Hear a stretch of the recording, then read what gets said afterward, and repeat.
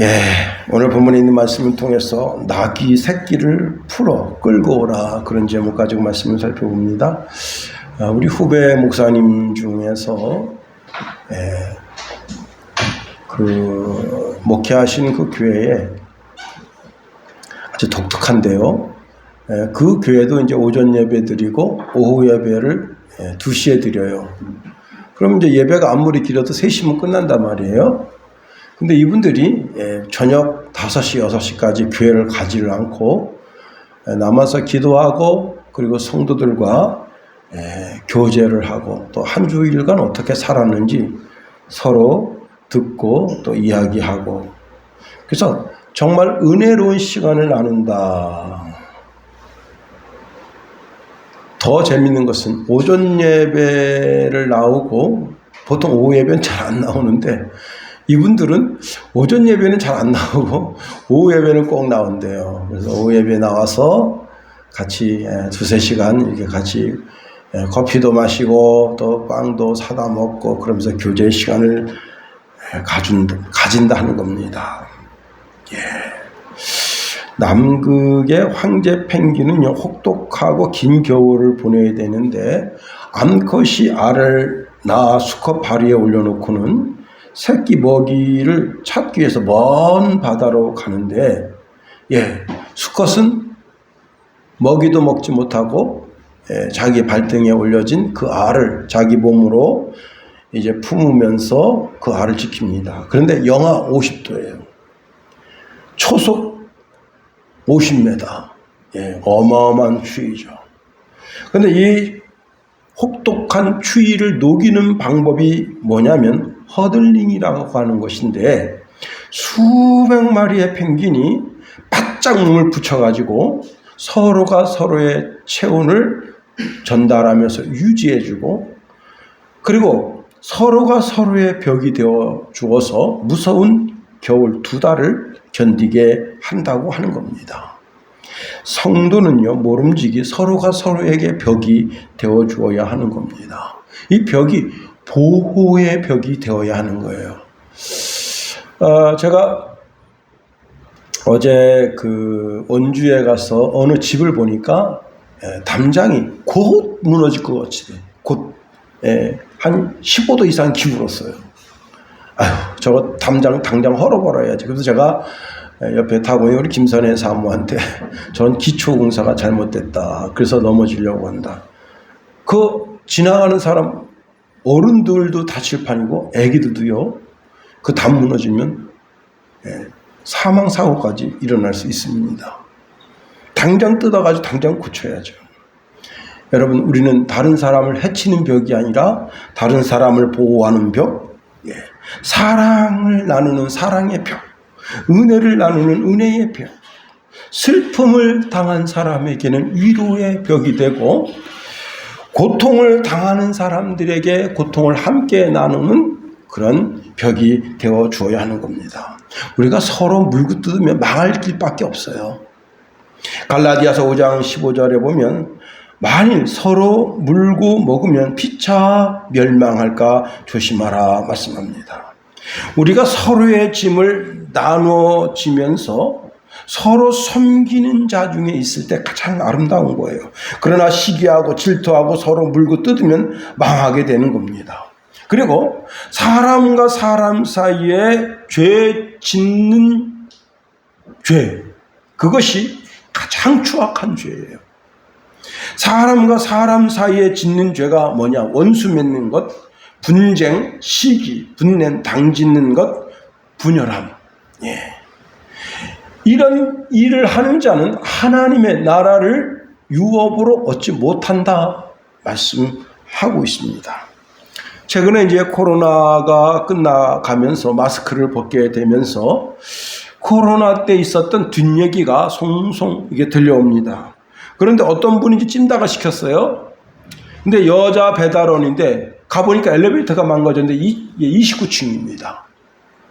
그래서 엘리베이터가 망가졌습니다. 배달이 어렵겠네요. 그랬더니 들고 올라오시오. 그래서 29층은 올라갔습니다. 여자 몸으로. 남자 같으면 뛸 수도 있지만 여자는 그렇지 않잖아요. 그런데 이제 29층을 몇 분 만에 올라가냐면 거의 30분 만에 올라갔어요. 그랬더니 식은 찜닭 가져왔다고 취소시켜 버렸어요. 그래서 이제 14층까지 내려갔는데 그 찜닭 사장님이 전화 왔어요. 가서 찜닭 회수해 와라. 14층에서 있으니까 다시 올라가야 되잖아요. 걸어서 올라갔어요. 그래가지고 올라가지고 이제 다시 통닭을 가지고 내려왔는데 얼마 걸렸느냐? 예, 이렇게 해가지고 50분 시간이 소요됐다. 근데 더 기가 막힌 게 이 사람이 1점을 주고 이따위로 배달하느냐 하고 거기다가 이제 그 별표 하나 주고 거기다 문자 테러하는 게 이 사장들한테 굉장히 스트레스가 된대요. 그래서 이분이 너무 스트레스가 돼가지고 이틀 쉬고 그 다음에 이 배달업체에 거기다 대고 상황이 이런데 이게 별점 이걸 지울 수 없냐 그랬더니 못 지운다. 그 배달하는 그 여자 배달원이 내 딸일 수도 있고요. 내 조카일 수도 있고 내 아는 지인의 딸일 수도 있는 거예요. 응? 야, 참 답답하죠. 아니 갑질할 사람이 없어서 배달원한테 갑질하냐. 우리 그리스도인들은 절대 그러면 안 됩니다. 어떤 분이 사과를 파는데 싹싹하게 생긴 교회 권사님이 가서 딱 보고는 여러분 좋은 거는 어떡하죠? 저 밑에다 감추고 안 좋은 걸 위에다 탁 놓잖아요. 근데 이 권사님 싹싹하게 생긴 권사님이 그냥 그 좋은 거 저 밑에 싹 끌어가지고 10,000원어치 사가고 진짜 이렇게 뭐 곰보 생기고 조금 못 생기고 놔두고 그러니까 그 사과 장수가 말도 못하는 거예요. 그런데 같은 교회인데 같은 권사님인데 이제 펑퍼짐하게 생긴 권사님이 다 이렇게 물러서 이렇게 좀 찌그러지고 병들고 그런 것만 싹 가져가는 거예요. 그래서 그분이 하도 안타까워서 권사님 좋은 거 올라가세요. 아 괜찮아. 누가 사랑을 나누는 자입니까?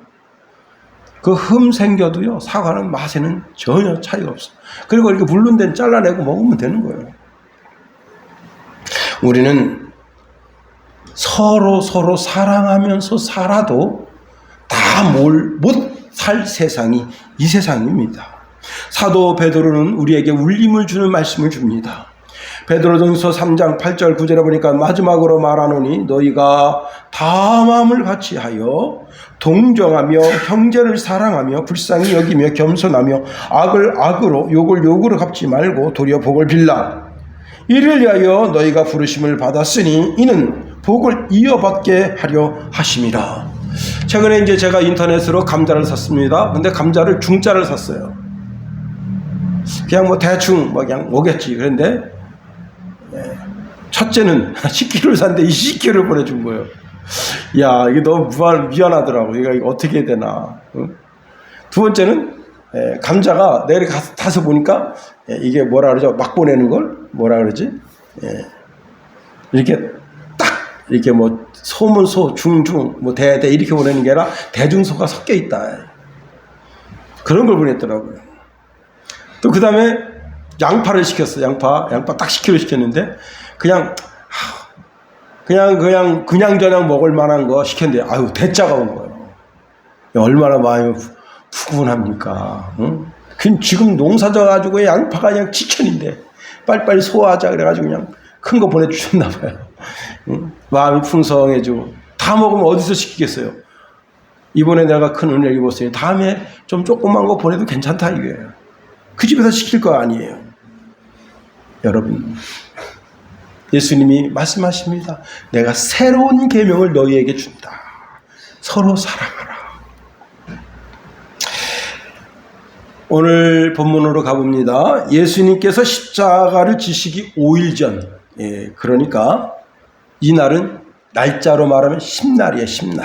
예루살렘으로 올라가십니다. 14일 날이 6월절 날이 되기 때문에 그렇습니다. 여기서 5일 전이라고 하는 것이 굉장히 중요한데요. 6월절 어린 양을 잡기 위해서는 5일 전에 양을 구별하라는 거예요. 출애굽기 12장 3절에 보니까 너희는 이스라엘 온 회중에게 말하여 이르라. 이달 열흘에 너희 각자가 어린 양을 취할지니 각 가족대로 그 식구를 위하여 어린 양을 취하되 말씀합니다. 유월절 어린 양은 그 양을 잡기 5일 전에 10날에 양을 잡아서 그것을 구별해 놓으라 하는 겁니다. 이 어린 양은 에덴 동산의 아담과 하와의 수치와 허물을 덮어준 양이고 온 인류의 죄악과 허물을 감당할 양이다. 그래서 우리가 잘 아는 요한복음 1장 29절에 세례 요한은 온 세상 죄를 지고 가는 어린 양이 예수님이 되신다고 선언한 겁니다. 예수님께서 예루살렘으로 올라가시기 전에는 베다니에 계셨는데 그 전날 밤에 식사 자리에 마리아가 이제 아주 비싼 향유 나드 한 근을 가져다가 예수님의 발에 붓고 자기 머리털로 그 발을 씻겼습니다. 그래서 그 집에 나드 향유가 가득하게 된 거예요. 마리아가 이렇게 나드 향유 한 근을 예수님 발에 붓고 예수님 발을 씻긴 이유는 두 가지가 있습니다. 첫 번째는요, 자기 오라비 나사로를 살려준 은혜예요. 이 나사로 집은 마리아 마르다 이 세 식구가 사는데 나사로가 가장이에요. 소년 가장이에요. 청소년 가장이에요. 자, 그런데 오빠가 죽어보세요. 이 딸만 둘 있습니다. 어떻게 해야 되겠어요? 누가 그런 식구를 아내로 데려갑니까? 자칫 잘못하면 그 사회에서 매장되고 놀이개감 되는 거예요. 옛날에 어느 섬에 유치원 선생님, 초등학교 선생님 동네 놀이개로다가 청년들이 못되게 했잖아요. 그렇게 되기 십상인 거예요. 그런데 죽은 오빠가 죽은 지 나흘이나 됐는데 다시 살아났다. 그것에 대한 감사로 그 나드 한 근을 예수님 발에 붓고 자기 머리털로 그것을 씻긴 겁니다. 두 번째는 예수님을 사랑해서 그렇게 한 거예요. 여기서 예수님을 사랑했다고 하는 것은 남녀의 사랑이 아닙니다. 이것은 다윗이 그리스도를 하나님 자신인 줄 알고 사랑하는 것처럼 마리아와 마르다도 예수님을 사랑하는데 어떻게 사랑하는가 하면 그리스도이신 줄 알고 사랑하는 거예요. 그게 어디에 나오는가 하면 요한복음 11장에 보면 예수님이 나는 부활이요 생명이니 나를 믿는 자는 죽어도 살겠고 무릇 살아서 나를 믿는 자는 영원히 죽지 아니하리니 이것을 내가 믿느냐 할 때 마르다가 주여 그라회다 주는 그리스도시요 세상에 오시는 하나님의 아들이신 줄 내가 믿나이다. 예, 마리아의 고백이나 마르다의 고백이나 같은 거예요. 예수님을 뭐로 보고 있느냐? 예수님을 그리스도로, 나의 하나님으로, 나의 왕으로, 나의 주로 보고 있다는 거예요. 그분에게 바치는 거예요. 그리고는 이제 예수님께서 예루살렘을 향하여 올라가십니다. 예수님께서 지금까지 공생애 3년 반 동안의 공생애를 사시면서 어떻게 사셨느냐? 예수님이 친히 이렇게 말씀하시네요. 여우도 굴이 있었다. 새도 자기가 잠잘 보금자리가 있었다. 그러나 나는 인자는 머리 둘 곳도 없다. 그래서 예수님 어디서 주무셨나? 들판에서 그냥 주무시는 거예요. 대충 이슬비 가릴 만한데 그냥 포대기 같은 거 하나 덮고 제자들도 마찬가지입니다. 그런 삶을 산 거예요. 그리고 이제 갈릴리에서 베다니에서 예루살렘으로 가시는데 그 엄청난 거리를 걸어가시는 거예요. 그리고는 수많은 사람들을 만납니다. 그들을 치유해 주시고 또 말씀을 주시고 이제 마지막 생에 나귀를 딱 한 번 타신다. 나귀를 타시는 것도 나귀를 타고 싶어서 타시는 것이 아니라 성경의 말씀을 응하게 하기 위한 거예요. 겸손의 왕으로 나귀를 타신다. 여러분, 누가 타면 예루살렘에 입성하는데 뭘 타겠어요? 말 타지 말. 백마. 타카타카타카타카 백마 타고 그냥. 응? 그 맨 앞에는 경호원들이 반짝반짝거리는 투구와 금방패, 금창을 들고 막 경호원들이 지나가고 그 위에 마차가 황금 마차가 지나가고 황금 마차도 제가 타워호텔 거기서 이제 섬기던 목사님이 그 회의에 참석하게 된 거예요. 조찬 기도회에 참석하고 회의에 참석하게 돼서 제가 모시고 탁 하는데 야, 그 초청장이 없으면 그 초청장을 그 차에다 붙이는데 이렇게 붙이는 스티커가 있어요. 그거 없으면 그 근처도 못 가요. 다 경찰이 제지합니다. 근데 제가 몰고 가는 차가 제일 후졌더라고. 다 외제차예요. 그리고 이제 중소기업인들 딱 오는데 와. 보니까 목사님들 차가 제일 후졌어. 어떤 차는 포니, 어떤 분은 소나타. 우리 목사님은 이제 그랜저인데 갓그랜저 옛날 거. 그때 이제 갓그랜저 그게 한참 유행이긴 했었어요. 그래서 이제 딱 내려드리고 돌아서는데 경호원들이 빨리빨리 빼라고 똥차 빨리 빼라고 막 왜 그런가 했더니 모든 신호가 일방통행이에요. 근데 김대중 대통령님이 사이카 부릉부릉 사이카 한 8대 정도 딱 가고 그 뒤에 똑같은 차가 8대 지나갑니다. 그리고 뒤에 경호원들 탄 차 있잖아요. 그 스타크래프트 차, 그 2대 지나가고 그리고 사이카 4대 쫙 지나가더라고요. 멀리서 이렇게 야, 대통령 멋있다. 역시나 이번에 윤석열 대통령이 강원대학교 왔다는데 어떻게 오셨는지 모르겠는데 하여튼 여러분 만왕의 왕이고 만주의 주이신 주님께서 예루살렘 자기 성에 입성하실 때 어떻게 입성하셔야 되겠습니까? 그렇게 사이카가 있고 경호원 찬 타가 있고 대통령이 탄 차가 있고 그 다음에 뒤에 또 사이카가 맹맹맹맹 하면서 그렇게 가야 되는데 예수님이 초라하게 나귀를 타시고 그렇게 예루살렘 성에 입성하십니다. 사방팔방에 모든 사람들이 거기서 호산나 호산나 다윗의 이름으로 오시는 이여 찬송을 받으소서 호산나 호산나 하면서 예수님이 예루살렘 성을 향하여 올라가신다 하는 것이 오늘 본문의 배경입니다. 우리가 오늘 본문에 있는 배경을 통해서 3가지로 한번 생각해 보려고 하는 겁니다. 예수님이 지금 나귀를 타고 예루살렘에 입성하시는데 아주 초라하고 평범하게 가셨다는 거예요. 예수님이 예루살렘의 왕이시고 왕들 중에 왕이시고 주들 가운데 주가 되시는데 그때 그 예수님이 그 예루살렘으로 입성하시는 모습이 초라합니다.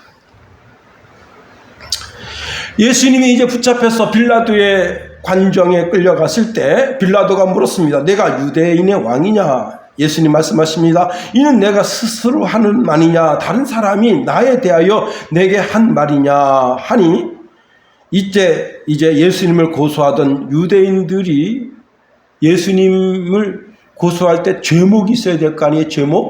죄목이 뭐냐? 여러분 자칭 유대인의 왕이라 하는 거예요. 그 자칭 유대인의 왕이라고 하면서 밀란을 일으키려고 했다고 하는 것이 제목입니다. 이제 빌라도가 묻습니다. 내가 유대인이냐? 내 나라 사람과 대제사장들이 너를 내게 넘겼으니 내가 무엇을 하였느냐 할 때 예수님께서 아주 이상한 답을 하셨어요. 이렇게 말씀하십니다. 내 나라는 이 세상에 속한 것이 아니니라. 만일 내 나라가 이 세상에 속한 것이었더라면 내 종들이 싸워 나로 유대인들에게 넘기지 않게 하였으리라. 이제 내 나라는 여기 속한 것이 아니니라. 잘 들으세요. 모든 그리스도인들은 2개 나라의 시민권이 있는 것을 알아야 됩니다. 첫 번째는 대한민국 시민권을 가지고 이 땅에 살고 있습니다. 두 번째는 대한민국 시민권이 아닌 하나님의 나라의 시민권으로 사는 거예요. 예수님도 갈릴리 나사렛에 적을 두고 거기에 시민권을 가지고 계셔서 육신은 그러나 그 영혼은 하나님의 나라의 시민으로 사신 거예요. 자, 빌라도가 묻습니다. 그러면 내가 왕이 아니냐? 예수님 말씀하십니다. 내 말과 같이 내가 왕이니라. 내가 이를 위하여 태어났으며 이를 위하여 세상에 왔나니 곧 진리에 대하여 증언하려 함이라. 물은 진리에 속한 자는 내 음성을 듣느니라. 빌라도가 묻습니다. 진리가 무엇이냐? 그리고는 빌라도가 자기를 둘러싸고 있는 유대인들을 향해서 이렇게 말합니다. 나는 그에게서 아무 죄도 찾지 못하였노라. 유월절이면 내가 너희에게 한 사람을 놓아주는 전례가 있으니 그러면 너희는 내가 유대인의 왕을 너희에게 놓아주기를 원하느냐 하니까 유대인들이 이 사람 아니다. 바라바를 놔줘라 하고 막 소리가 커지니까 밀란이 일어날 것 같아요. 그래서 할 수 없이 예수를 처형에 넘겨주고 바라바를 놔줬다는 겁니다. 여기 예수님이 빌라도에게 하시는 말씀, 내 나라는 이 세상에 속한 것이 아니니라. 이 말을 우리가 주목해 봐야 되는 겁니다. 오전 설교 시간에도 말씀드렸지만요, 지금 전 세계 사상이 하나로 통일되고 있습니다. 천주교와 유대교와 이슬람교가 손을 잡는다. 이게 있을 수가 없는 일이거든요.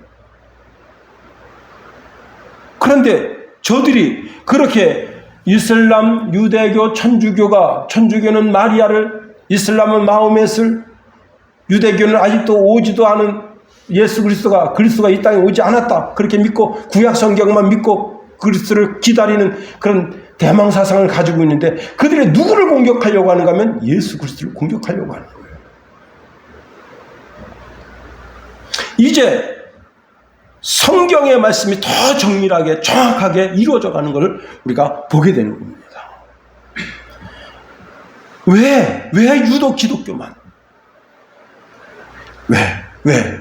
기독교는 하늘에 속했기 때문에 그런 거예요.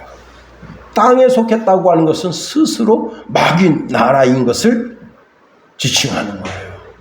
여러분, 땅이, 우리 인간 몸도 땅이에요. 땅. 흙으로 지음받은 거예요. 흙으로 지은 그 흙 속에 마귀가 이 땅에 내려와서 땅을 지배하는 거예요. 흙을 지배하는 거예요. 흙 속에다 마귀의 흑심을 넣어주는 거예요. 그 흑심, 마귀가 우리 속에 넣어주는 그 흑심, 욕심으로 살면 필경은 하나님과의 대적이 되고 마는 겁니다. 여러분, 죄 많은 이 세상은 내 집이 아니라는 사실을 알아야 됩니다. 내 집은 저 천국에 있다는 사실을 알아야 됩니다. 예수님께서 예루살렘에 입성하는데 무장한 경호원도 없습니다.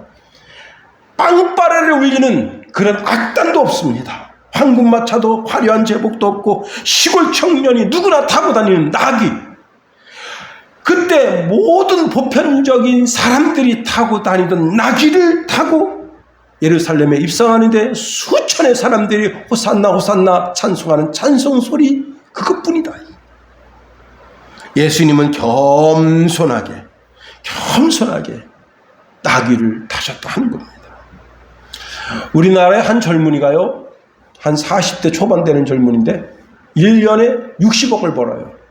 와, 대단한 젊은이에요. 중소기업을 하는데 이분이 자기가 1년에 60억을 버니까 해보고 싶은 거 다 해봤대요. 여러분, 어떤 차, 우리나라의 어떤 차, 롤스로이스, 페라리, 여러분 어떤 차 같아요? 다 그런 차 다 타봤대요. 기름값만 많이 들고 왜 이렇게 교통이 막히냐. 그래가지고 다 차 팔아버리고 뭘 하느냐, 모범 택시 타고 다닙니다. 그냥 어디 가려고 그러면 핸드폰 어플로다가 딱 해서 모범 택시. 여러분, 일반 택시는 구하기, 이게 잡기가 쉽지가 않아요. 모범 택시는 대형 택시로 언제든지 널널하단 말이에요. 딱 서 나 어디 갈래니까 와라. 그럼 택시 타고 간다. 집도요, 한강의 뷰가 제일 좋은 집, 압구정동? 그 성동구에 있는 뭐죠? 하여튼 그런데 다 살아봤대. 60평짜리 큰, 청소하기만 귀찮고 그래가지고 24평짜리로 이사 갔대. 여러분, 다 소유해본 사람은 그게 다 필요가 없어. 다 소유하지 못한 사람은 좀 더 큰 아파트, 좀 더 큰 아파트, 좀 더 큰 아파트, 좀 더 큰 차. 아유, 다 귀찮다. 어디 가면 주차할까봐 어디 주차하지 그것 때문에 신경 쓰이고. 택시 타고 탁 가서 어디 갑시다. 그리고 팁으로다가 1, 2만 원 더 주고. 비서가 둘이 비서예요. 둘이 비서가 쫓아다니는데 택시 잡아서 회장님 빨리 내려오십시오. 예, 알겠습니다. 이거 멋있더라고 보니까. 예? 여러분, 외국 대형 그런 승용차를 끌고 다녀야 폼나고 멋있는 줄 아는데, 야, 제가 뉴스 보고 깜짝 놀랐습니다. 우리나라 제네시스, 젊은이들 20살 먹은 애들이 제네시스 지금 차 사는 게 유행이래요. 카푸어로 삽니다. 그 차 한 대 굴려 한 달에 170만 원 정도 들어가는데, 결국은 그 차 뺏기고 그 차값 다, 차값의 2~3배를 돈을 갖다 물어줘도 계속 이자가 안 늘어나게 돼 있어. 제3금융권에서 그 돈을 빌려서 차를 샀어. 그런 젊은이가 지금 어마어마하다는 거예요. 그 다음에 외제차. 야, 외제차. 5년 넘은 건요, 외제차는 수리하려면 수리비가 어마어마하게 들어요. 근데 덥석덥석 사. 망가지면 수리점에 갖다 맡겨요. 그럼 차 수리비가 2천만 원, 3천만 원이야. 안 찾아가요. 그런 차가 수두룩하다, 이제. 예수님은 이 땅에 계실 때 영광을 추구하지 않으셨다는 거예요. 이 땅의 영광을 추구하지 않으셨다. 주님을 따르는 자들에게 명령해서 유대 병사들을 물리칠 수 있고 로마 병사들을 물리칠 수 있고 예루살렘을 탈환해서 예루살렘의 왕이 되실 수 있지만 육신적으로 보이는 나라가 아니고 영적인 나라가 나라인 것을 우리로 알게 해 주시는 거예요. 그렇습니다. 겸손해서 어린 나귀를 타셨다. 여러분, 그러므로 그리스도인들이 겸손한 것은 만왕의 왕이고 만주의 주이신 그리스도를 따라 사는 삶이기 때문에 겸손이 부끄러운 것이 아닙니다. 만일 겸손하게 사는 것이 죄라면 그리스도가 죄인인 거예요. 박정희 대통령이 김정희가 쏜 총탄에 쓰러져서 국군 수도통합병원으로 후송됐습니다. 그때 군의관들이 돌아가신 박정희 대통령을 보고 깜짝 놀랐다는 거예요. 양복이, 저는 지금 새 양복을 입었어요. 작년에 우리 김선혜 사모가 사준 양복인데, 예, 멋지게 입겠다고 양복 옆구리도 안 터뜨렸어야지. 응? 이게 신사들은 여기 안 터뜨린다고 그래가지고 내가 여기 안 터뜨린 거예요. 그런데 대통령이 양복이 이 옷깃이 다른 거예요. 옷깃이. 이거 얼마나 쪽팔립니까? 대한민국을 경제 부국으로 살린 대통령이 옷깃이 이게 사가가지고 옷깃을 꼬맸어요. 옷깃을 이렇게 꼬맨 거예요. 그까지 양복 못 사 입을 것 같습니까? 대통령이? 응? 그 군의관들이 깜짝 놀란 거예요. 다 떨어져서 꿰맨 자국이 가득한 바지, 살이 쭉 빠져가지고 허름한 그 위에 양복, 옷깃이 다 달아서 꼬맨, 그 다음에 세이코 시계. 여러분, 한 나라 국가를 대표하는 대통령이 세이코 시계. 그것도 유리가, 저는 이 유리가 이제 반짝반짝 흠도 안 났어요. 근데 흠이 잔뜩 가 있는 그런 세이코 시계를 차고더라고요. 자기보다 더 초라하게. 그러나 나라는 어떻게 반석에 세운 거 아니에요. 이 좌파놈들아, 좀 보고 배워라. 저 아새끼들만 벽에 채우려고 하지 말고. 정말입니다. 두 번째로 예수님은 나귀 새끼를 타셨다는 거예요. 당시 나귀는 오늘날의 승용차 개념이에요. 그래서 여행 시에 나귀를 많이 타고 다닙니다. 말은 귀족들이 타거나 전쟁에 사용하는 그런 짐승입니다. 그런데 주님이 나귀를 끌어오라고 하신 후에 어린 나귀를 타셨다는 거예요. 오늘 본문 5절과 7절에 보면 5절에 시온 딸에게 이르기를 내 왕이 내게 임하나니 그는 겸손하여 나귀 곧 멍에 매는 짐승의 새끼를 탓도다 하라 하였느니라. 어린 나귀를 탔다. 그래서 7절에 보면 나귀와 나귀 새끼를 끌고 와서 자기들의 겉옷을 그 위에 얹음에 예수께서 그 위에 타시니, 마가복음에 보면 어린 나귀를 타셨다고 말씀하고 있습니다. 자, 예수님은 예수님을 따르는 자들의 입술로 왕 중에 왕이라고 주 중에 주라고 불리우는 분입니다. 그런데 나귀 새끼를 타셨으니까 얼마나 초라해요. 나귀도 좀 한 1m 20 정도 되는 덩치가 좀 있고 위풍당당하고 뭐 그런 걸 타야 좀 있는 집 사람이 타셨구만 이러는데, 나귀가 짝간해. 어린 나귀야. 예수님 등에 업고는 힘들어가지고 아주 여러분, 김정은이가 그 말 탔을 때 그 말이 무슨 죄입니까? 140km 나가는 사람이 그 원래 그 말은 보통 60km에서 70km 정도로 실어 나를 수 있도록 그렇게 스위스에서 훈련된 말이래요. 그런데 140이 타니까요 말이 힘들어가지고 그럼 또 달리라고 채찍질하니까 얼마나 힘들어요. 허리 부러진다 이게 말허리. 약간 곁길로 갔습니다만은 주님의 그 초라한 모습을 보여주는 겁니다. 그런데 다시 오실 주님이 어떤 주님이시에요? 다시 오실 주님은 초라함을 두려워하고 왕 중에 왕으로 주 중에 주로, 여러분, 천사들의 나팔소리, 천사들의 호령과 나팔소리와 천사들의 호의를 받으면서 이 땅에 강림하실 때, 그때 주님은 우리에게는 구원의 주로, 예수 그리스도를 믿지 않는 자들에게는 심판의 주로 오십니다. 예수님이 감람원에 있을 때 제자들에게 성령 충만함을 당부하고 하늘로 올라가실 때 점점 올라가시니까 구름에 가려서 보이지 않게 됐습니다. 제자들은 하늘만 쳐다보고 있는데 그때 흰옷 입은 두 천사가 이렇게 말을 전합니다. 갈릴리 사람들이여, 왜 여기 서서 하늘을 쳐다보고 계십니까?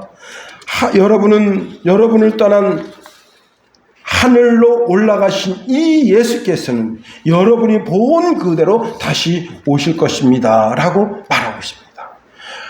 우리의 구원을 완성하신 주님은 천군 천사의 호령소리와 백마를 타시고 이 땅에 승리의 왕으로 다시 오신다.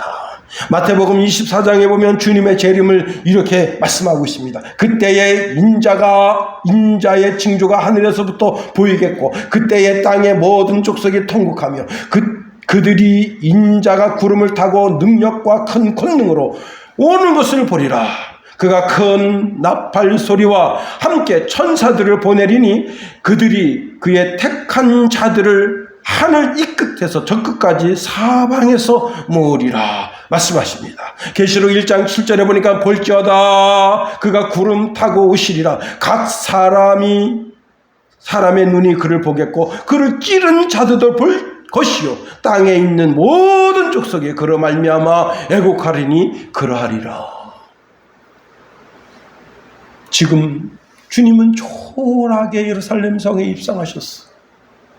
어린 나귀 타시고 겸손의 왕을 보여주시고, 그 예수님은 누구든지 다가설 수 있어. 어린아이도 청년도 소년도 그분 앞에 가서 호산나 호산나 다윗의 왕으로 오시며 찬송을 받으셔서 영광을 올려드릴 수 있어.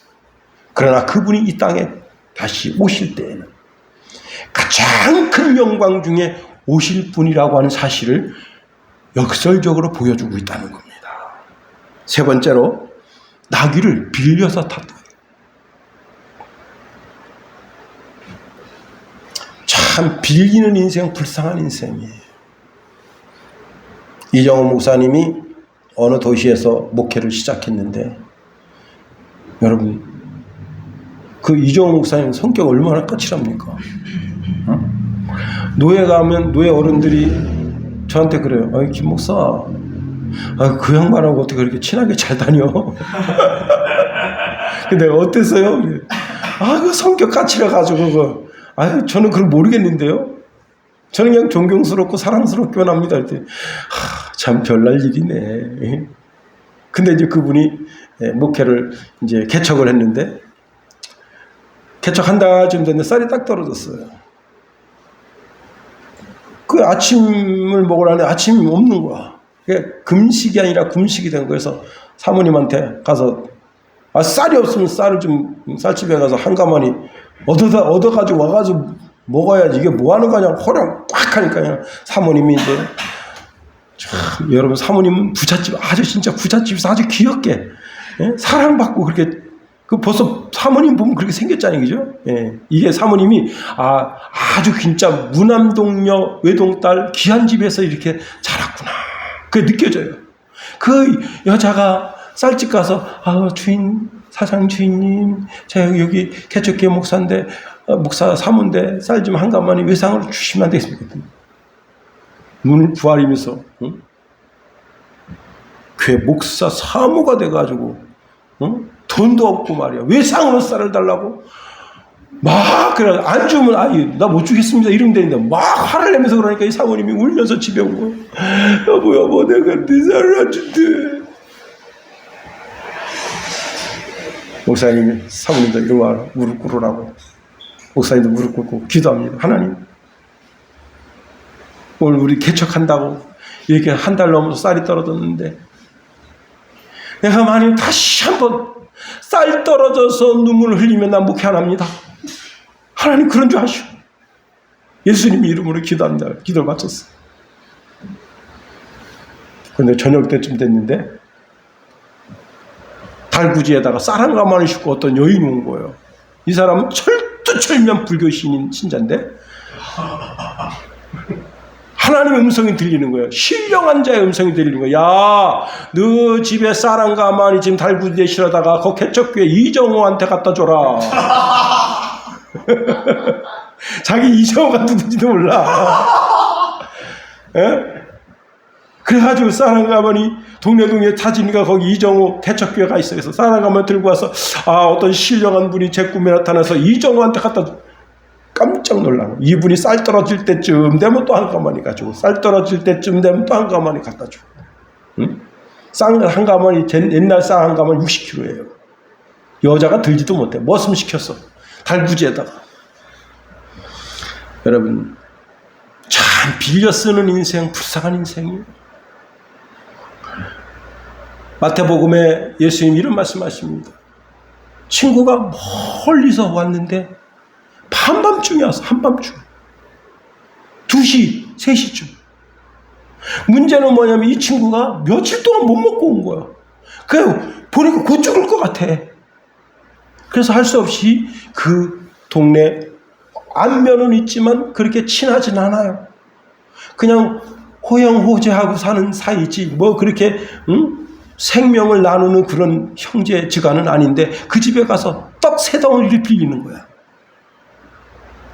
떡 세 덩어리도 참 큰 의미가 있는 거예요. 이게 성부, 성자, 성령. 주님 뭐라 말씀하십니까? 값없이 돈 없이 와서 포도주와 젖을 사라는 거예요. 참 떡 세 덩이도 큰 영적인 의미가 있는 거예요. 그런데 그 집에 가서 문을 두들깁니다. 그랬더니 그 주인이 이 사람아 내가 같은 동네 살고 살갑게 지낸다 해도 이렇게 한밤중에 와서 떡을 빌릴 그런 사이는 아니지 않나? 밝으면 그때 와서 구걸하든가 뭘 하든가 하지. 아니 그래 지금 애들도 다 자고 있고 우리 아내도 자고 있고 다 자고 있는데 이 한밤중에 와서 문을 두들 일이 뭐 있나 말이야. 막 핀잔을 듭니다. 그런데 이 떡 빌리러 온 이분이 계속 그래도 문을 두들 죄송합니다. 저희 집에 여행 중에 온 친구가 있는데 며칠 먹지 못해서 정말 너무 불쌍하게 짝이 없습니다. 좀 떡 좀 빌려주시오. 하도 강청하니까 이 사람 아주 끈질기구만. 그러더니 떡을 3덩이를 줬다는 거예요. 여러분 남의 손에 있는 돈 10,000원 내 호주머니로 가져올 때 이거 얼마나 비굴하냐고요. 떡덩어리 3덩어리 빌릴 때 그 떡덩어리가 내 입 안으로 들어가기까지 얼마나 비굴하냐고요. 참 비굴한 인생이에요. 누가복음 11장 8절에 이런 말씀 줍니다. 내가 너희에게 말하노니 비록 벗됨으로 인하여 일어나서 주지 아니할지라도 그 강청함을 인하여 일어나 그 요구대로 주리라. 줄 수밖에 없다는 거예요. 열왕기하 6장에 보면요, 당시 신학교를 좀 넓게 짓기 위해서 신학교 학생들이 선생님한테 말합니다. 선생님, 우리 신학교가 너무 좁은데 요단강 건너편 저기 나무가 많으니까 나무 좀 잘라다가 신학교 넓게 좀 높게 멋지게 지으면 안 되겠습니까? 그렇게 하자. 근데 그 중에 신학생 하나가 도끼를 빌려왔어. 도끼. 근데 여러분, 도끼질 잘하는 사람은 도끼 잃어버릴 일 없어요. 그런데 허틀게 그냥 도끼질 하다가 도끼날이 빠져가지고 샹샹샹샹 하더니 요단강 물에 훅 빠져버린 거예요. 와, 아무리 찾으려도 찾을 수가 없어. 이 빌려오는 인생. 이 도끼는 이게 1년치 월급과 같은 거예요. 지금이야 도끼 뭐 까짓 거 2, 3만 원이면 사지. 이때는 쇠로 된 도끼는 이때까지만 해도 청동기 문화예요. 청동기 문화인데 쇠도끼는 이거는 1년치 월급 주고도 못 사. 오늘날로 말하면 전기톱 같다가 똑같은 거예요. 내가 아버님 전기톱 사오라 그래가지고 최고 스틸 전기톱 140만 원짜리를 참 그 사장님도 참 마음 좋은 분이지. 똑같은 기종인데 86만 원에 주겠다 그래가지고 그 사다 놨는데 시동을 못 거는 거야. 새 거라.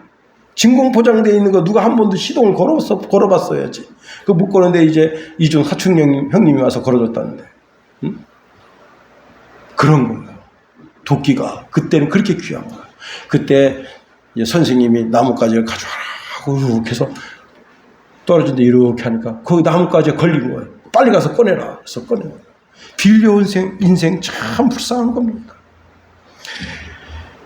어떤 분이 이런 말씀 주고 있습니다. 빌려서 사는 사람만큼 슬픈 인생이 없다.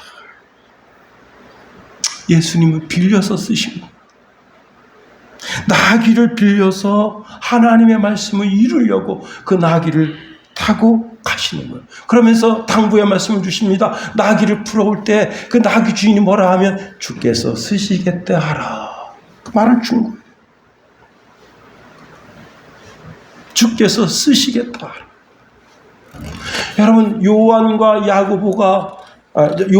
베드로가 그 나귀를 풀러가는데 참 두근반 세근반이에요. 이거 참 가서 입이 안 떨어진다 이거예요. 가서 보니까 실제 거기에 나귀와 나귀 새끼가 매어 있습니다. 근데 그걸 끌어서 막 끌고 있으니까 거기 아무도 없는 게 아니에요. 도둑질에서 오는 게 아니에요. 모든 사람들이 보는 앞에서 그걸 풀어서 끌고 오는 거예요. 그 사람들한테 나귀를 풀어서 끌고 가려고 하니까 그 주인이 막 헐레벌떡 뛰어나와서, 성경에는 육두문자가 쓰여져 있지 않지만 당신들 뭐 하는 거예요? 도둑질 하는 거예요? 응? 얼굴색이 싹 변하면서 사색이 되면서 이 도둑놈들 같으니라고 하는 표정으로 말을 하는데 주께서 쓰시겠다 합니다. 하니까 그 주인이 선한 마음으로 그 나귀를 내어줬다는 겁니다. 그렇습니다. 여기서 우리가 실로 놀라운 것을 발견하게 되는 거예요. 예수님 자신이 하나님이 아니시면 알 수 없는 그런 귀한 말씀을 하시는 거예요. 뭐냐면 나귀 어미 나귀와 나귀 새끼가 매어져 있다. 도저히 이건 인간의 시력으로 볼 수 있는 게 아니에요. 나다나엘이 지금 무화과나무 밑에서 기도하고 빌립의 인도를 받아서 예수님께 오는데 인간의 시력으로 보는 게 아니에요. 하나님 자신만이 볼 수 있는 거예요. 그래서 내가 무화과나무 아래 기도할 때 내가 너를 보았다 말씀하시는 거예요. 지금 한 집에 나귀와 나귀 새끼가 매어져 있는데 이 나귀 새끼는 한 번도 사람이 타본 적이 없는 나귀예요. 그러면 한 번도 사람이 안 탔다고 하는 것은 그 나귀의 역사를 알고 있고 그 집안의 역사를 알고 있는 사람이에요. 그분이 누구시냐? 바로 하나님 자신이시다. 인간은 벽 너머에 뭐가 있는지 몰라요. 내 눈 뒤에 무슨 일이 일어나고 있는지 몰라요. 그러나 그 나귀의 역사와 나귀의 삶과 그 나귀를 기르는 주인의 삶을 아는 분은 하나님 자신뿐이다. 두 번째로 이 주님은 이 나귀의 권리가 주님 자신에게 있다고 말씀하신 거예요. 여러분, 나귀를 끌고 올 때 아무도 몰래 끌고 오면 절도죄가 됩니다. 절도죄 어떻게 됩니까? 손목을 내놔야 됩니다. 자, 제자들은 모든 사람들이 다 점심 먹으러 집에 들어갔을 때 그때 그 나귀가 메어져 있는 그 마당에 사람도 아무도 없으니까 슬금슬금 가서 나귀를 메어 있는 나귀를 풀어서 끌고 오는 게 아닙니다. 나귀 주인과 마을 모든 사람들이 보는 앞에서 강제로 억지로 그리고 끌고 오는 거예요. 다시 말하면 그 주인의 허락이 없이는 그 나귀가 묶여져 있는 끈을 풀 수가 없는 거예요. 그런데 주님이 이렇게 말씀하시는 거예요. 주가 쓰시겠다 하라. 주가 쓰시겠다 하라. 3절에 이렇게 말씀합니다. 만일 누가 무슨 말을 하거든 주가 쓰시겠다 하라. 그러면 즉시 보내리라. 여러분, 제가 이 설교를 꽤 오래전에 한번 한 적이 있는데 이 집은 대대로 스가랴서 9장 6절 말씀인가요? 그 말씀을 기억하고 언젠가는 메시아께서 어린 나귀를 타고 예루살렘에 입성하실 것을 기억하고 우리가 바로 그 집이 되겠다 하고 이 집이 계속해서 대대적으로 나귀를 길렀다는 거예요. 그러니까 주가 쓰시겠다고 하는 말을 할 때 군수비 없이 그 나귀를 내어드렸다는 겁니다. 그런데 여러분, 이 나귀가 한 마리가 얼마인 줄 알아요? 어미 나귀는 400만 원, 새끼 나귀는 200만 원, 두 마리 다 도합 600만 원. 제자들이 누군 줄 알고 주가 쓰시겠다고 하는 그 한마디에 즉각적으로 순종했냐 말이에요. 이 나귀의 권리가 나귀 주인 자기 자신에게 있지 않고 그리스도에게 있다고 하는 사실을 알고 즉각적으로 나귀를 양도한 겁니다. 여러분, 우리는 예수님을 주라고 그리스도라고 고백하면서 사는 사람들입니다. 그분이 이렇게 말씀하십니다. 네 인생 내가 한번 사용하자. 그러면 여러분, 이 나귀 주인처럼 제 인생 쓰십시오. 당신이 사용해 주십시오. 한 시대의 정치인으로 사용해 주십시오. 한 시대 상인으로 저를 사용해 주십시오. 한 시대의 아이들을 가리키는 교사로 저를 사용해 주십시오. 한 시대에 저를 상인으로, 그리스도의 상인으로 사용해 주십시오. 오늘 이 시대에 수많은 젊은이들이, 수많은 사람들이 예수 그리스도를 구주로 영접하고 자기 자신을 이렇게 드리고 있다는 거예요. 우리는 그 드림에 망설여서는 안 됩니다. 주님이 내 가진 모든 물질을 사용하시겠다고 하시면 제 모든 물질 다 사용하십시오. 내 생명도 사용하시겠다면 내 생명까지도 그분에게 드려서 제 생명을 사용하십시오. 우리가 드리는 찬송가 중에 내게 있는 모든 것을 이란 찬송이 있습니다.